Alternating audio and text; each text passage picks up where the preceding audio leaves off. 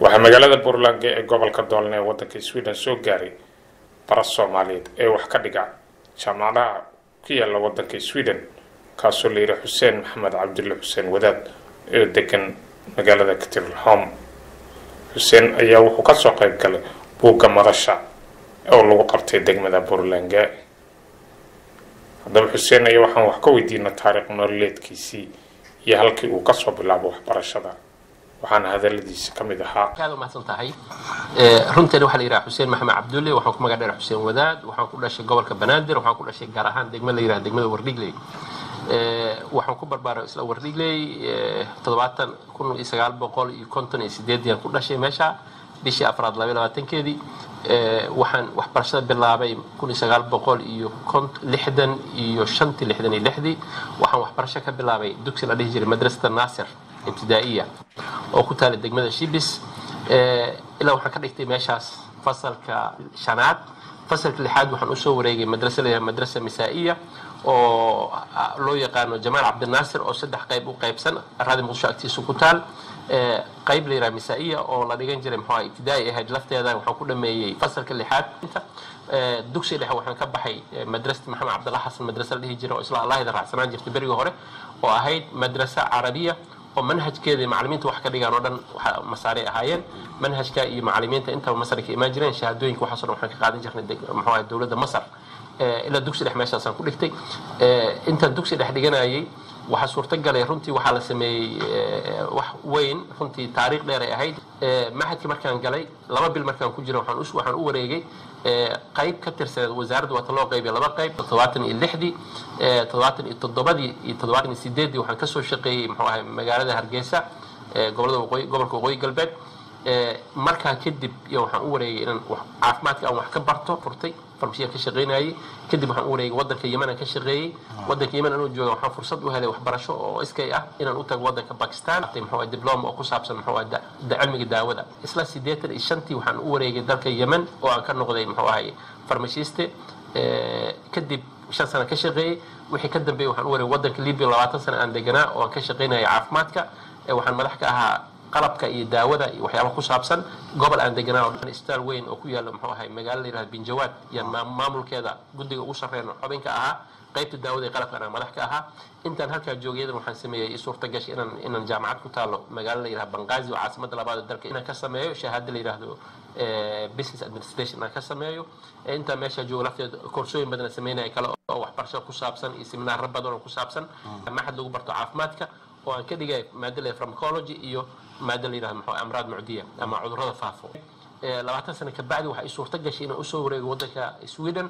oo aan hadda degan 10 sano u dambeysay waxaan ahay macallin dhigo siyaasadda iyo bulshada iyo taariikhda dalka Sweden ugu badan waxay tahay dadka cusub ee dalka soo gala baro wax ku dhiga af Carabi iyo af Soomaali labadaba waxa kale oo wax u dhiga ardada dhigtaan waxbarashada dadka waaweyn ee dalka Sweden dhexe dugsiga ayagoo kala heerarkooda kala duwan oo aan baro laftooda taariikhdooda iyo dhaqankooda والسلام عليكم السلام عليكم ورحمة الله وبركاته. runtii wax badan lahaa waa ka hadlaysaa waxaad moodaa in aad looga hadlay meesha macallimiina joogto meel u degdegi kara maaha meel ugbaad ka hadashay sheekh Cabdiraxmaan ka hadlay filmadii muxuu ahaa buug akhrinta buug discussion ka laga diyaariyay aan daawanay waxa isla meesha waxba ka mahrin baa wax badan ka mahrin marka hore waxaan jeclahay inaan hortiina anoo magaca qorayaasha ku hadlaayo magaca martida ku hadlaayo inaan u hambaliyeeyo naadiga Buug Cafe ama naadiga akhriska ee magaalada Puntland oo runtii hawl fiican qabtay muddada sanadka ay jireen maantana ay u dabaaldegaan sanad guuradooda koowaad muddada ay jireen hawsha fiican ay soo qabteen ee noo soo bandhigeen oo u hambaliyeen oo bogaadina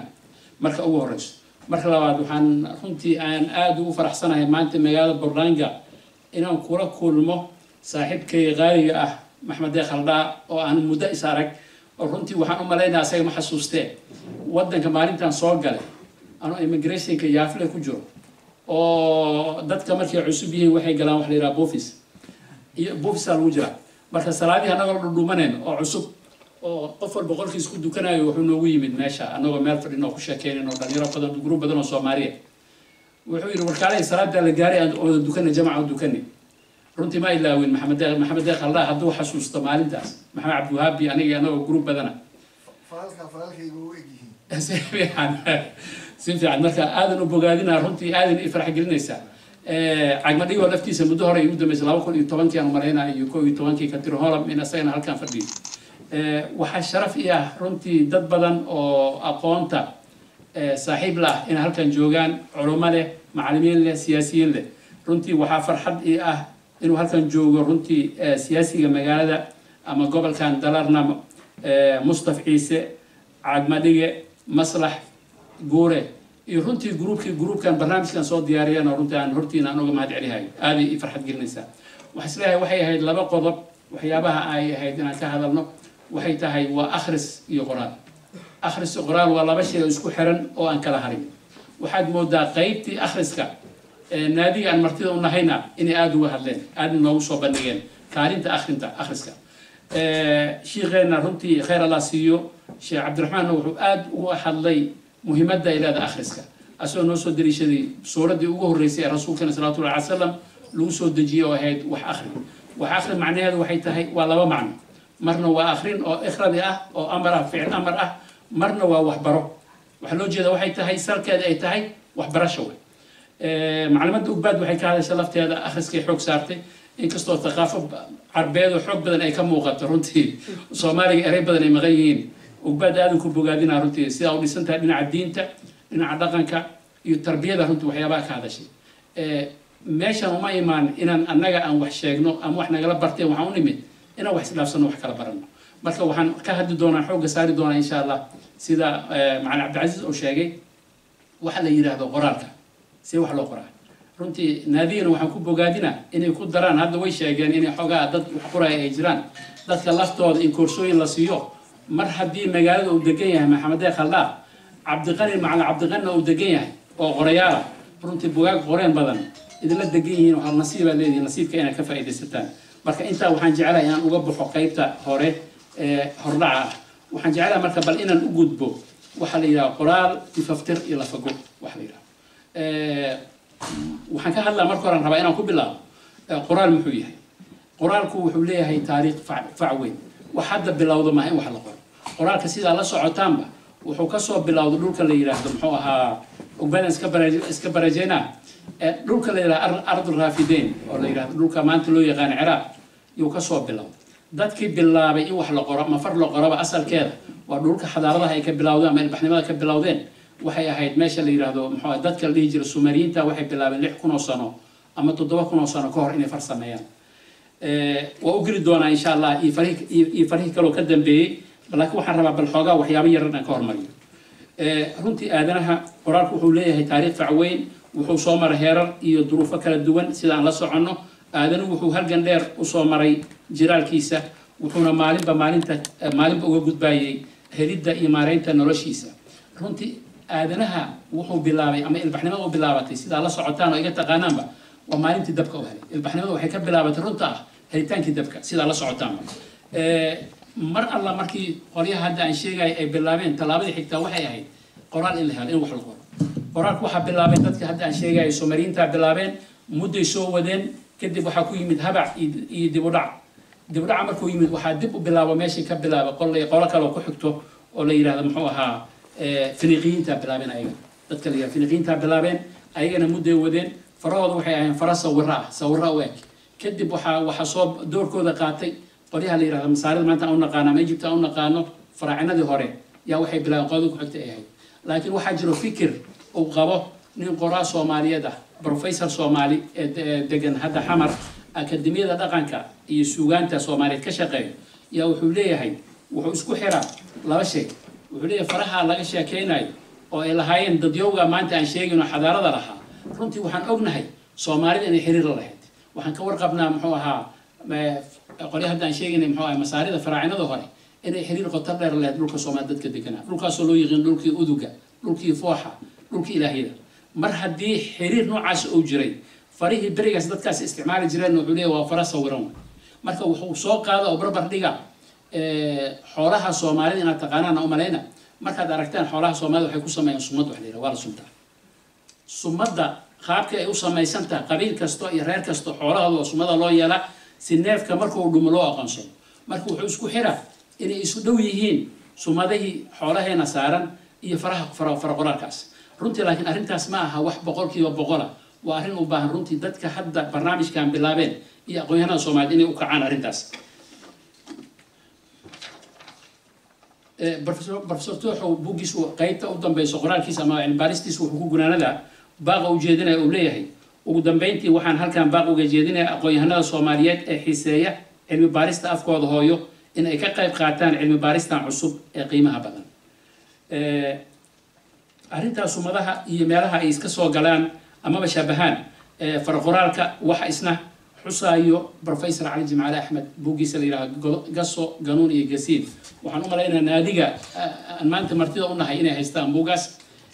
أنا كوكيلة مطبعة بوغتا دابع مطبعة ليلة لاشين كردسن ودن كان سويدن يا وحي دابع إلى سدحي توان بوغ سدحي توان بوغي دابع إنتو دوغ بدو حمالين ناديق إن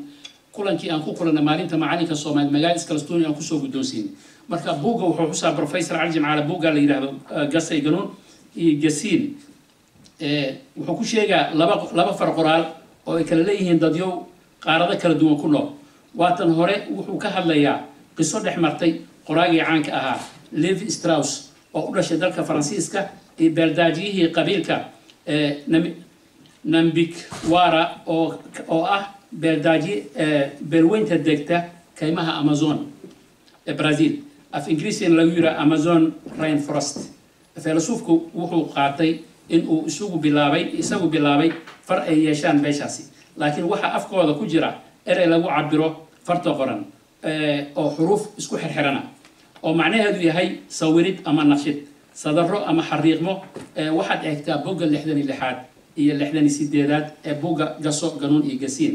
waxa kale uu xusayaa professor Jimcaale far ay leeyihiin dadka la yiraahdo saqaawa ama saqaawiyiinta waa dad degan Suudaan laakiin badankood ay degan yihiin wadanka Jaad ومدحوينها جاد إدريس دبي وحكسو جيدا هيركاس وكسو جيدا نلا يراهدو آدم تاجر ومعلنا أي أصلي فرتان أوغاركا سقاوينتا وكسر يسان سومدها حولها أي دغلان جارهان جيلا وأنا سيدا درادت وحفرتني مراكا قاركود لوغو مقعابو فرجيل أما وحا في إنجليزي لو يرا دي كامل ألفابيت واحد يكتب بوغا ساقاشني شنات بوغا قصو قانون إيقاسين وحن فيلا بوغا إنو ملاك يريد دونتان هذا جوجتان كان هالكان جوجنا بوغا بروفيسور علي جمعال قري يبوغا نيغان قرولي راهدو قلب قلب لبضا لبا بوغ أنكو ريجن دون ناديق إن شاء الله مركان دمينا برنامجي هدي أتكتي مع التاس وحا أن أغنهي إن سومالي دو وريقيد با أي أهيد أي درس لا أهيد فرقران ويوه الرئيس فرط عربيقا وحن أغنهي ومدى الصوماليات دينت إسلام كوقتي يسوقات وحن أغنهي إنتاني دينت جارين مقالة مدينة أي وحي سوقات لوكا الصومالية سيدا درادة الصومالية وحي لهيد فرقران أو وحي استعمالي جرتي فر عربيقا مالها قاركود وحد أركيسا dadka qaarkood waxay isticmaali jireen xuruuf af carabiya iyo waxa lagu qori jiray hadal Soomaali markaas fariimo la isku dhaafsan jiray waxaad kaloo arkaysaa qarnigii 13aad Soomaali waxay moodaa dadka qaarkood waxay moodaan in hadda 1972 in la qoro far Soomaali laakiin wuxuu soo maray marxalado kala duwan sida aad la socotaan oo iga taqaanaanba intii maadaama dad qorayaal aqoon-yahano wada tihiin waxaad eegtaa Sheekh Yuusuf al-Qawleen oo barqad leh yaa wuxuu sameeyay ilmaha dugsiyada dhiganayaan si oo u baro فرت سي أوبر يوحو سمي هنجات سومالي ألف لكور دبي لهوس دبي ألف لجودي رنتي دينها مركلا برناي وحيلين وحياة مهمة جارة سيدا الله سعتان وحلا يراه الموزي كذا والله قرح فرت قرآن أي موزي كذا وحب بالله من ترياني بادر ترياني جويد رئيس الجيجر جويد رئيس وسمي وحي تاعي المو وحبراي المه وحبراي الظروف وحبراي يا وحكوك اللي فتين وحلف وحسمي مركز فرت موزي ذا قلقلوا عنه شنت حريق لي ودحضر وحلو غرغره لجيجيده إن دركتين مالينا مركز شيخ يوسف الكورينا وحو أهانيكي وغري أو اختراع في الصومال إلا سماي بالله شيخ يوسف الكورينا هذا كلمات أنا هرب صعنه وحن أقول هاي هالجندي ومدة الصومال السوق شو لما بيني أديك سنة سفر قرن واحد جري ضديو صومالية وسمايا فرق قرن وقلم مرة بمركز أرمها فرها إن نخضاه وحن ربا واحد يجسوا جاي واحد تاي سيد وحلو قرآن ما يقوقيب سماع بل إن إسلاق هذا دقنو أرمها سأنك لفائدة سنة وحنو قد بمركة وحلو قراي وحي نقون كران وحيابا بلا وحلو قيب يا مركة وحلو قراي أموحو نقونا وح علمية أموحو نقونا وح محو أدب وحلا برتنا وحلو قيب يا وحي تهلا أموح علينا أدب